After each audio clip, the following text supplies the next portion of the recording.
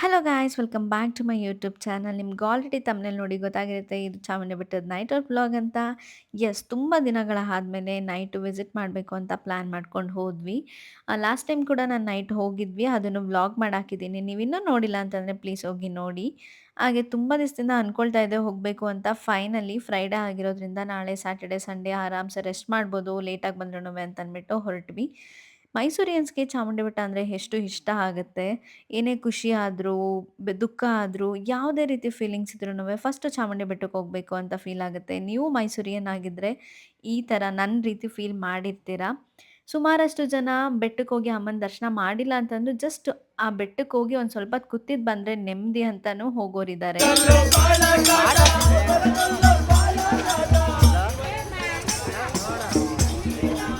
Summer holidays ಇರೋದ್ರಿಂದ tourist ತುಂಬಾ ಇದ್ದರು. ನೀವು ನೋಡ್ತಿದ್ದೀರಲ್ಲ, ಅದು ಕ್ಯೂ ಲೈನ್ ಬಂದು ₹200ಗೆ ನಿಂತಿರೋದು.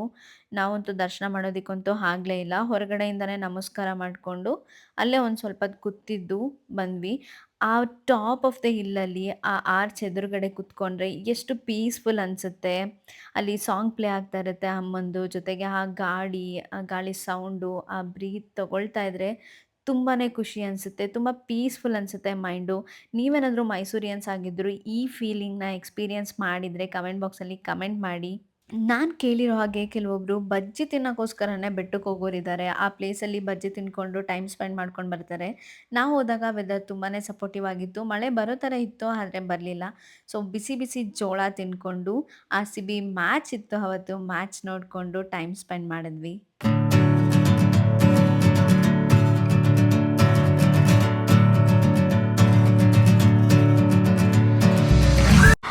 ಗೋವಾದ ಪರಿಸ್ಥಿತಿ ಈ ರೀತಿ ಆಗಿದೆ. ನಿಮ್ಗಿನ್ನೂ ಮುಗಿಸಿಲ್ಲ. RCB ಮ್ಯಾಚ್ ಪ್ಲಸ್ ಬೆಟ್ಟ, it's an emotion. What do you say? Nothing. Nothing.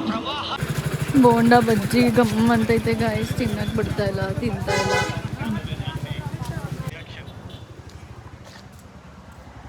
Ignore hour outfit. Direct ಬೇಗ ಹೋಗಬೇಕು, ಲೇಟ್ ಆಗಿಬಿಡುತ್ತೆ, ಕ್ಲೋಸ್ ಆಗಿಬಿಡುತ್ತೆ ಅಂತ ಅಂದ್ಬಿಟ್ಟು ಹಂಗೆ ಬಂದ್ಬಿಟ್ಟಿದ್ವಿ.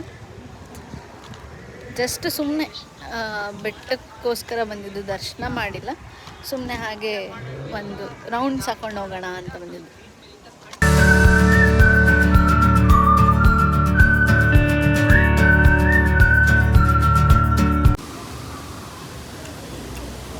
RCB ಹೋಗೇನಾ ಇವತ್ತು? 80% ಹೋಗೆ. 100% ಹೋಗೆ.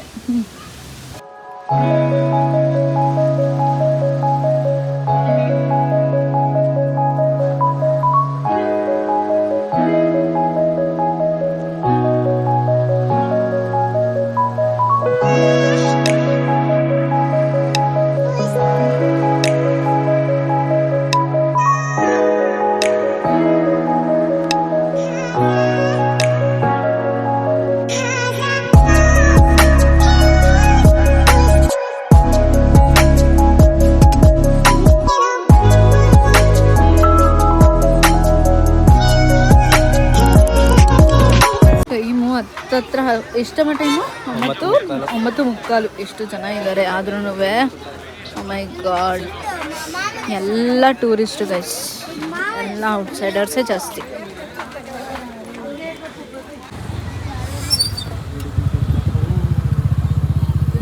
ಕಾಣಿಸ್ತಾ ಇದೆ ನಮ್ಮನೆ ಈ ಕಡೆ ಕಾಣಲ್ಲ. ಇದೆಲ್ಲ ಅರಮನೆ ಹಿಂದೆಗಡೆ ರೋಡು. ನಮ್ದು ಹೋಗ್ಬೇಕಂದ್ರೆ ಈ ಬ್ಯಾಕ್ ಸೈಡ್ ಹೋಗ್ಬೇಕು. ನಮ್ಮ ಮನೆ ಹತ್ರ ಕಾಣುತ್ತಲ್ಲ, ಬೆಟ್ಟ ಬ್ಯಾಕ್ ಸೈಡು ನಮ್ಮ ಮನೆ ಇರೋದು. ಮೈಸೂರು ದೊಡ್ಡದಾಗೈತೆ, ಮೈಸೂರೇ ದೊಡ್ಡದಾಗೈತೆ. ಇಡೀ ವರ್ಲ್ಡು ಮೇಲಿಂದ ನೋಡ್ಬೋದು.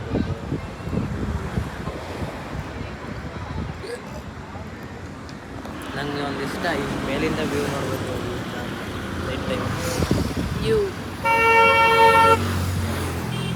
ಅಲ್ಲಿ ಬ್ಯೂಟಿಫುಲ್ ವ್ಯೂ, ಇಲ್ಲಿ ತಿಪ್ಪೇಗುಂಡಿ ವ್ಯೂ.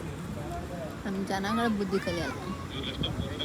ಎಷ್ಟು ಅಂತ ನೀಟ್ ಮಾಡ್ತಾರೆ ಮಹಾನಗರ ಪಾಲಿಕೆಯವರು. ಏನು ಮಾಡೋಕ್ಕಾಗಲ್ಲ.